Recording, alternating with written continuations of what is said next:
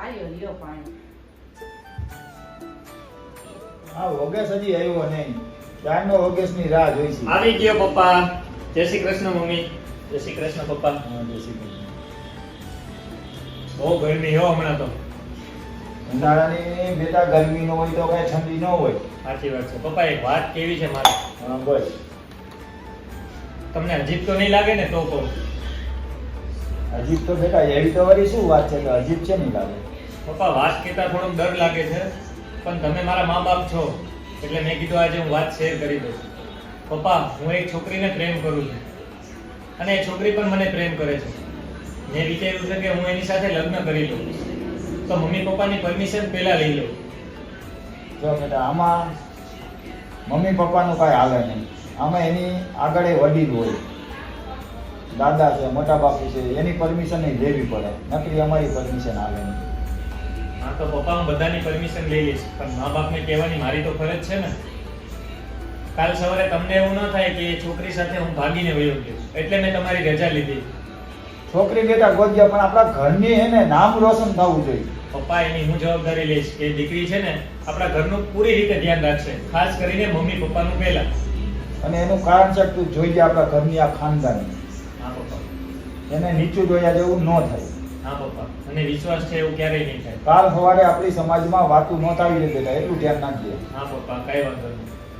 તો રમદાર કાંઈ વાંધો નહીં. તો પપ્પા, મમ્મી, જો તમારી પરમિશન હોય ને તો એ છોકરીને હું આજે ઘરે લેતા આવું અને આપણે ફેસ ટુ ફેસ વાત કરી લઈએ. ઓકે, મને તારી ચિંતા ખાય છે. કોઈ છોકરી હારી આવે તો કાંઈ વાંધો નહીં, અને કોક ખરાબ આવી જાય તો એનું. તો મમ્મી, એટલે જ હું તમને બધું પૂછીને કરું છું ને. તો હું ન ચાલતો ગયો તેના ભેરો. એ છોકરીએ મને બે વાત કરી, પણ મેં એને કીધું મારા મા બાપ પહેલા, પછી તું. એટલે તમે કહેતા હોય તો મને લેતા આવું. હા, તો કાંઈ વાંધો પેલા નહીં. છોકરીને લેતો આવો, પછી આપણે આગળ વધી. બરોબર? સારું પપ્પા, હું એમને વાત કરીને આવું. હા, સારું. જય માતાજી. હું તને શું કહેતી હતી? આપણે હમણાં કે દોસ્ત ને પિક્ચર જોવા નથી ગયા, હાલને જઈ. તને ખબર હે ને મારા હમણાં હે ને કપડા હમણાં મેં નવા નથી લીધા, તો થોડીક શોપિંગ એ કરતા આવી.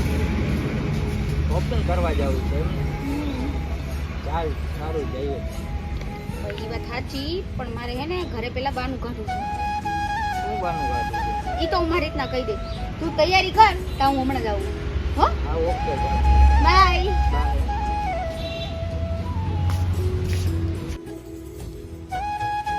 હેલો, હા બોલ. ક્યાં છો? ઘરમાંથી નીકળો છું, બોલ. એવું હે? આજ મળવાનું થવાનું? આવું જ છું, બસ રસ્તામાં છું. હા તો આવો ને. એ હા, બાય. બાય. લો, આવી ગયો. હાય. તું તો અચાનક ઠેકડો મારીને આવી છે. કેમ બાકી પહોંચી ગયો ને? હજી તો ફોનમાં ફોન કટ કર્યો તો પહોંચી ગયો. સારું, તું સારું. ટૂંકમાં ઘરે જ હતો ને? હા, ઘરે જ હતો. બસ મમ્મી પપ્પાને વાત કરી આજે બધી, અને આપણી મમ્મી હકીકત. પપ્પાને વાત કરી એટલે? હા, એ જ કે હું તને આટલો પ્રેમ કરું છું તો તું પણ મને આટલો પ્રેમ કરસ તો મારાથી રહેવાનું નહીં, એટલે મેં મારા મમ્મી પપ્પાને બધી વાત શેર કરી. અરે એક મિનિટ, તને કોણે કરવાનું કીધું તું? પણ કાં એમાં શું વાંધો છે? મારા મમ્મી પપ્પાને ખબર પડશે ને તો મને હે ને મારી નાખશે. પણ હું તારા મમ્મી પપ્પા પાસે આવીશ. ના ના ના ના, તને નથી ખબર. એને ખબર પડશે ને કે હું આવી રીતના બીજા છોકરા હારે પ્રેમ કરું છું તો મને જીવતી દાટી દે.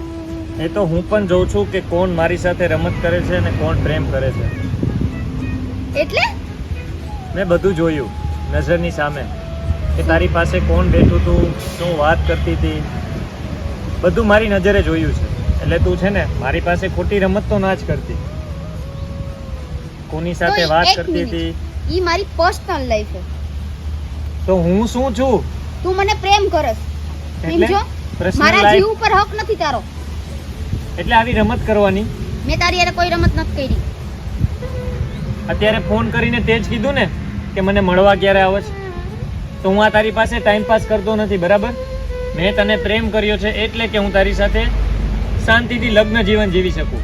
એટલે મેં મારા ઘરે પણ બધી હકીકત કીધી. હું અને તારી હારે લગ્ન કરું એવો મગજમાં એને ક્યારે વિચાર ન લાવતો. એ તો હવે જોયું જ હશે. કુદરત તો જોવે છે ને કે તું કેવા ખેલ કરે છે. કાંઈ વાંધો નહીં, તું હવે તારા રસ્તે અને હું મારા રસ્તે. વાંધો નહીં. I hate you, bye. ઓહો, આઈ હેટ યુ. આ એવો મોટો હેટ યુ વાળો.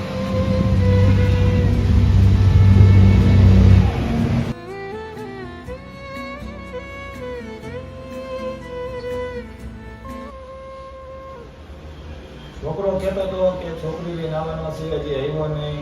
હવે આયલો જ આવતો હોય છે. હા, આપણે તો બહુ આવી ગયો કેમ? આવી ગયો ભાઈ? અરે પણ બેટા તું એકલો કાં આવ્યો?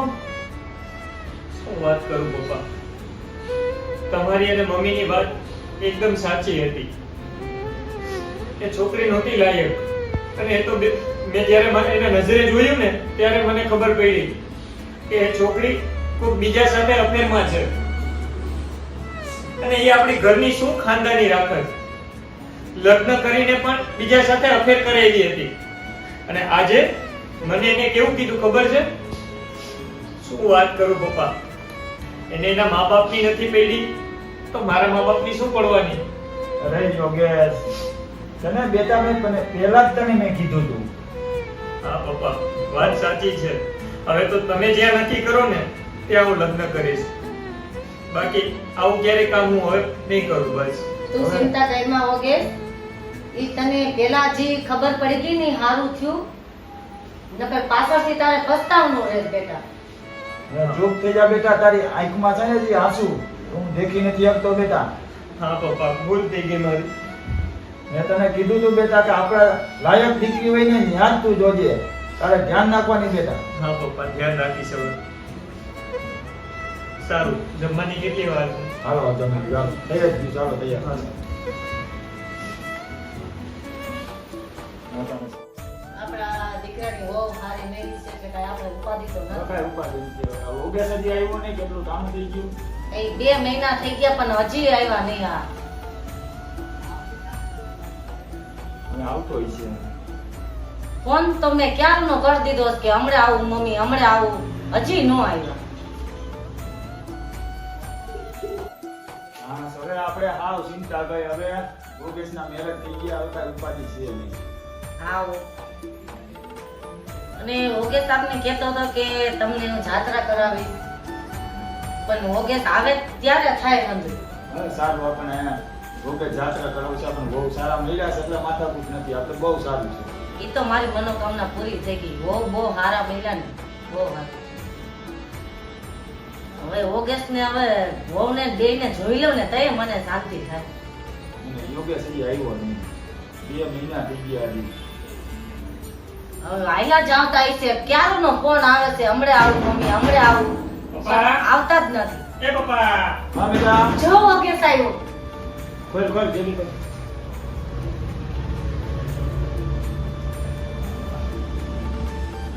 જય શ્રી કૃષ્ણ મમ્મી. જય શ્રી કૃષ્ણ. કેમ છે?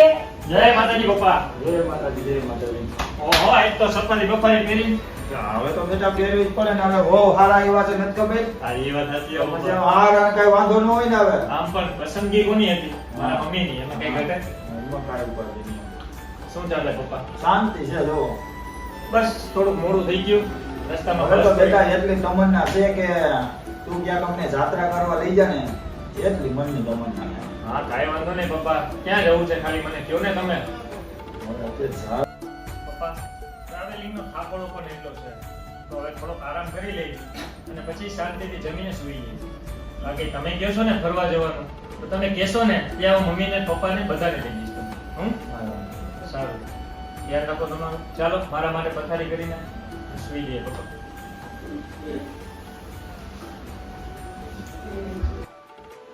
હે લાવ. હવે આપણે કેવી નવ નિરાશ છે. બહુ કેવા હારા. આપણો દીકરો આપણું કેવું માનીને બીજે લગ્ન કર્યા અને બહાર રખડવા પણ વયા ગયા. અને દીકરો તમે જોયો ને કેવો ખુશ ખુશાલ હતો. તો આપણે કેવી શાંતિ મળી ગઈ. એટલે જ હું બધાને કહું છું વહુ ગોતવી હોય તો આવી જ ગોતજો, નકર કોઈ ગોતતા નહીં. જે માવતરનું કે ને એને જ વહુ આવી મળશે. જય માતાજી.